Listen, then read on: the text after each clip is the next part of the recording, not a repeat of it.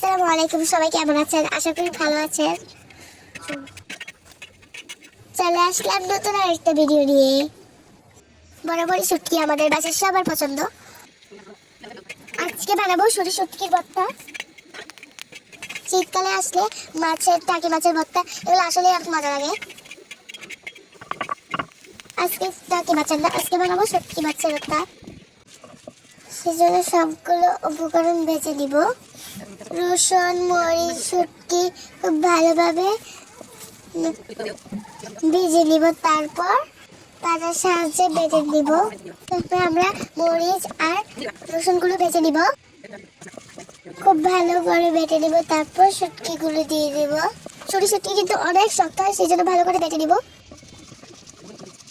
তবে চাইলে আপনারা আদা বাটাও করতে পারতেন, এটাও মজা। যেটা এখন ধনিয়া পাতা সস্তা, তাই ধনিয়া পাতা দিয়ে দিব। পেঁয়াজ দিয়ে দিব, এবার ওগুলোকে ভালো করে বেটে দিব। পেঁয়াজ দেওয়ার সময় ভালো করে লবণটাও দিয়ে দিব। এবার তারপর আবার ভালো করে সব মিক্স করে বেটে দিব।